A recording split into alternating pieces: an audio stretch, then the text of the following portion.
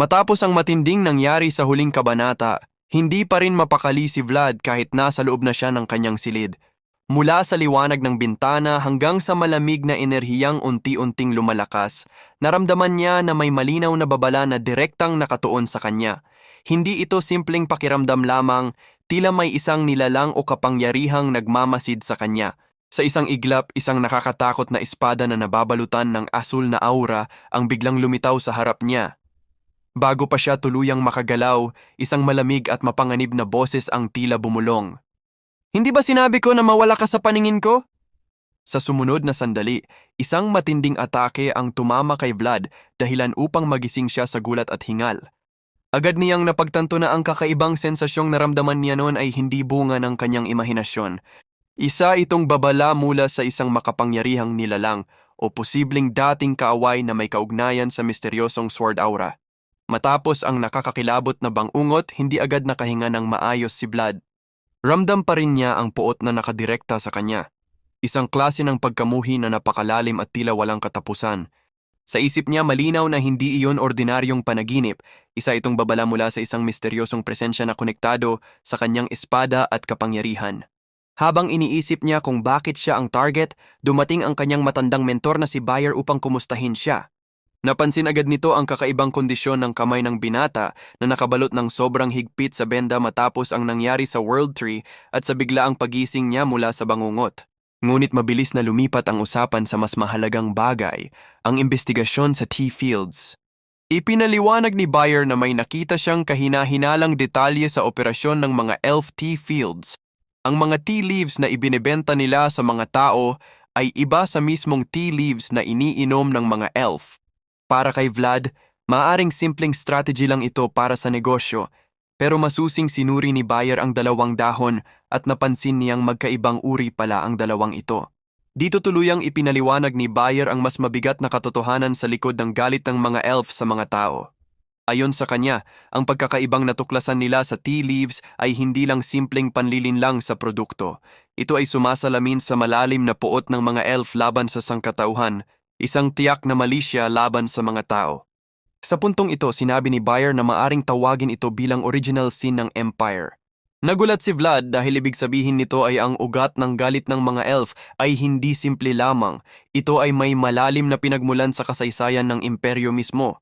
Ipinaliwanag ni Bayer na sa ilalim ng makislap at marangyang anyo ng Empire, nakabaon ang dugo at luha ng hindi mabilang na tao at pati dugo ng mga elf. Walang pinagkaiba ang mga tao sa dragon na nagsunog ng kagubatan. Sa nakaraan, ang Prime Dragon of Perfection ang sumunog sa World Tree, isang trahedyang nagdulot ng pagkawasak sa banal na tahanan ng mga elf. Ngunit mas masakit pa roon ang sumunod na pangyayari. Hindi ang dragon ang tunay na nagtulak sa mga elf palabas ng kagubatan, kundi ang mismong Empire. Matapos masunog ang World Tree, ang mga elf na nawalan ng tahanan ay lalo pang pinalayas at itinaboy ng Empire. Dahil dito sa paningin ng mga elf, walang pinagkaiba ang mga tao sa dragon na sumira sa kanilang mundo. Ito ang dahilan kung bakit napakalalim ng galit at bakit may mga taong sadyang gustong palalimin pa ang hidwaan sa pamamagitan ng tea leaf incident. Ito ay isang napakakomplikadong sitwasyon. Dagdag pa ni Bayer na darating ang araw na aanihin ng Empire ang mga binhi ng kasalanang ikinalat nito sa paglipas ng panahon, gusto man nito o hindi. Habang inaasikaso ang sugat sa kamay niya matapos ang blossom ceremony, tumulong ang isang diwata sa pagtanggal ng tela na nakabalot sa sugat. Habang pilit nitong inaalis ang pagkabalot at napareklamo kung bakit ayaw pa nitong matanggal. Masyadong mahigpit ang pagkakabalot ng benda dahilan para halos mawalan na ng kulay ang kamay ng binata. Kaya napakiusap siya na sana sa pagkakataong iyon ay itali na lamang iyon ng mas maluwag dahil hindi na umiikot ng maayos ang dugo sa kaniyang kamay. Ngunit sa halip na magpakita ng simpatiya, diretso at matalim ang naging sagot ng dalaga. Tinanong siya nito kung bakit niya hinawakan ang espada sa maling paraan noong una. Napakamot na lamang ang binata at sumagot na papaano niya malalaman na hahantong iyon sa ganoong sitwasyon. Doon malamig na ibinigay ng dalaga ang sagot na lalong nagpatahimik sa kaniya. Ang mga taong maraming dahilan ay hindi nagbibigay ng kumpiyansa. Sa puntong iyon, ramdam na ang bahagyang hiya at awkwardness sa mga andon sa silid na iyon. Napabuntong hininga na lamang ang binata at sinabing sana ay binalaan siya ng mas maaga, lalo na't una rin naman niyang beses dumaan sa seremonya ng pamumulaklak. At dahil dito mas lalong naging mailang ang binata at naging awkward din sa naroon sa silid na yon. Sa wakas matagumpay ring natanggal ng dalaga ang benda sa kamay nito. Pagkatapos nun ay yumuko siya sa kahon ng gamot at nagsimulang maghalungkat. Sinabi niyang iyon daw ang ipinagamit ng mga nakatatanda, isang gamot at ilang gamit na dapat ilapat sa sugat. Ngunit habang pinagmamasdan siya ng binata, napansin niyang tila hindi sigurado ang dalaga sa ginagawa nito.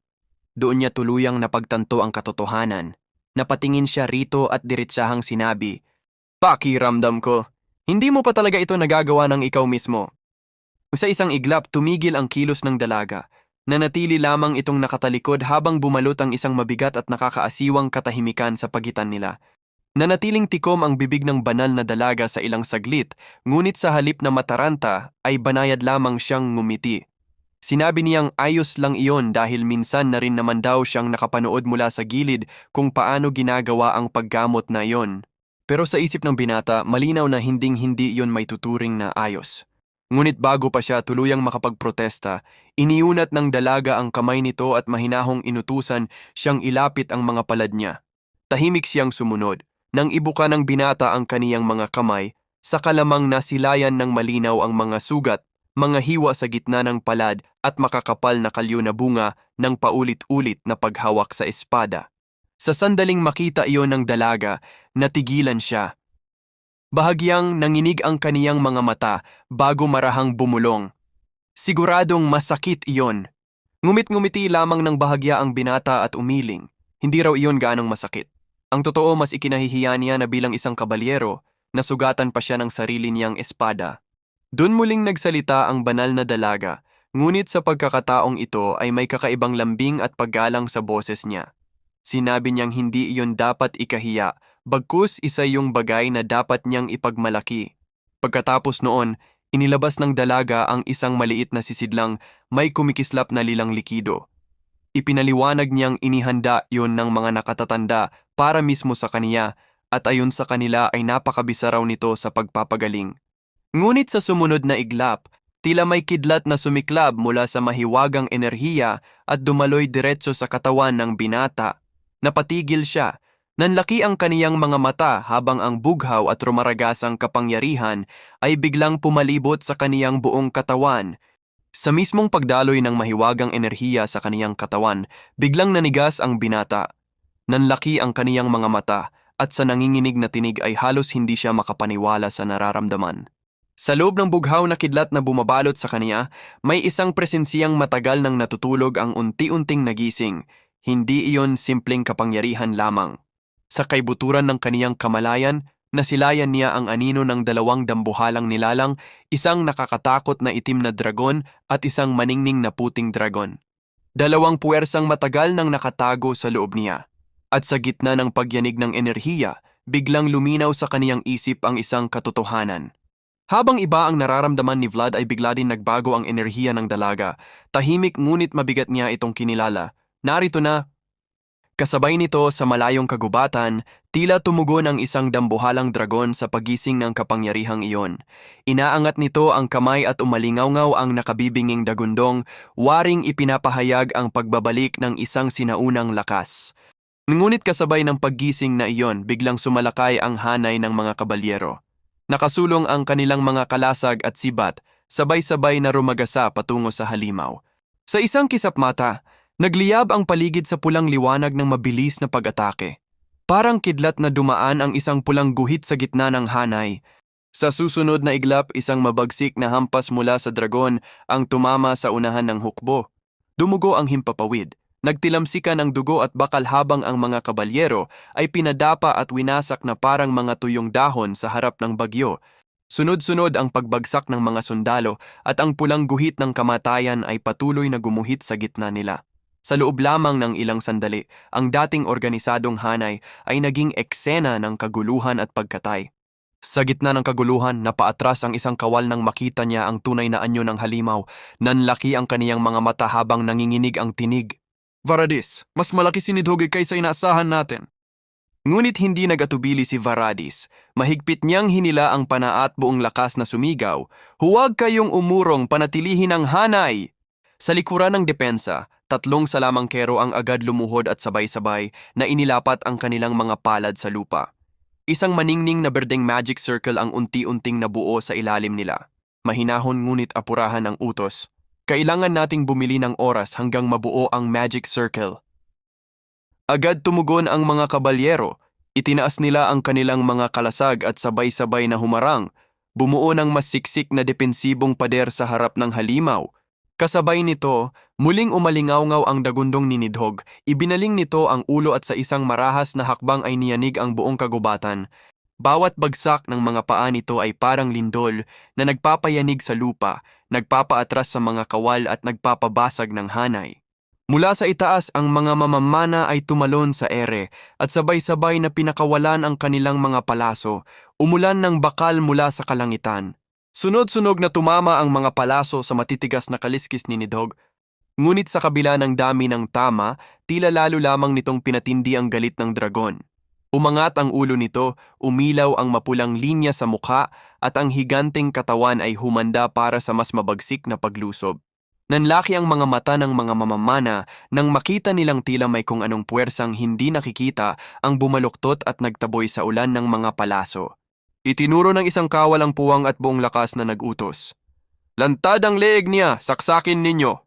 Sabay-sabay na sumugod ang mga sibat. Tumama ang mga dulo sa leeg ng dambuhalang dragon, nagliyab ang mga spark sa bawat banggaan ng bakal at kaliskis. Sa isang saglit, tila nanaig ang pag-asa. Pagkatapos, isang nakakabinging dagundong ang pumunit sa himpapawid. Nagliyab ng matingkad ang pulang mata nito. Sa mismong sandaling handa na itong gumanti, isang maliwanag na bughaw na sinag ang biglang humiwa sa ere. Parang kidlat na may sariling isip, tumama ang enerhiya sa ulo ng dragon at sumabog sa isang napakalas na pagsiklab ng liwanag. Tumilapon ang dugo at laman mula sa ulo ng dragon habang umalingaw-ngaw ang nakabibinging sigaw nito sa buong kagubatan. Sa malayo, isang pares ng matang kumikislap sa mahiwagang simbolo ang tahimik na nakamasid. Mahina ngunit mabigat ang bulong, isang posibilidad na ngayon pa lamang isinilang.